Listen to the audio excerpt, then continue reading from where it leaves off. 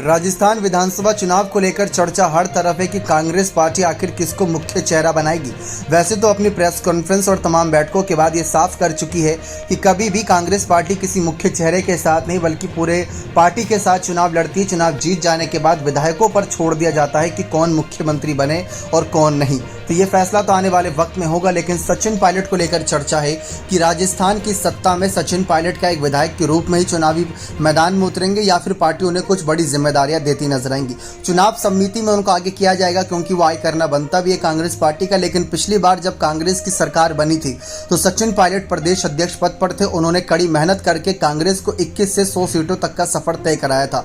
उसमें मुख्यमंत्री गहलोत की भी बड़ी भूमिका थी। लेकिन इन सब के बीच राहुल गांधी अचानक से चर्चाओं में आ गए क्योंकि कांग्रेस के पूर्व अध्यक्ष राहुल गांधी की राजस्थान के बांसवाड़ा में मानगढ़ धाम में 9 अगस्त को रैली है। ये रैली कांग्रेस के लिए बेहद खास है।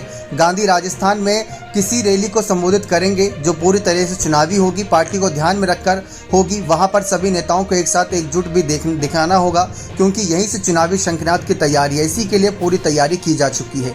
लेकिन आपको याद दिला दें कि भारत जोड़ो यात्रा के बाद राहुल गांधी मानगढ़ से ही पहली रैली क्यों कर रहे हैं। सवाल ये बहुत बड़ा है। दरअसल आप सभी को याद होगा जब राहुल गांधी राजस्थान में भारत जोड़ो यात्रा कंप्लीट किए थे, जब चले थे इतने किलोमीटर तक लगातार झालावाड़ से एंटर होते हुए हरियाणा की तरफ यात्रा निकली थी, तो याद होगा राहुल गांधी ने तब कहा था कि बहुत जल्द एक गुड न्यूज़ मिलेगी।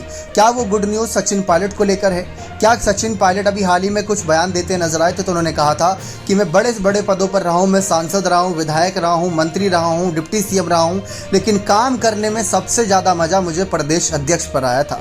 जी हाँ, प्रदेश अध्यक्ष पद पर थे तो सबसे ज़्यादा मज़ा आया था। टिकट बंटवारे से लेकर पार्टी के फैसलों में मेरा हस्तक्षेप रहता था और सब मेरी बात मानते थे। तो सचिन पायलट ने एक इशारा दिया था कि प्रदेश अध्यक्ष पद पर उनकी वापसी होती है तो पायलट वही जोरों शोरों से काम कर सकते हैं। लेकिन लाल डायरी को लेकर भी राजस्थान की सियासत में राजेंद्र सिंह गुणा के खुलासे के बाद से बवाल मचा हुआ है, तो राहुल गांधी को उसको भी रोकना होगा।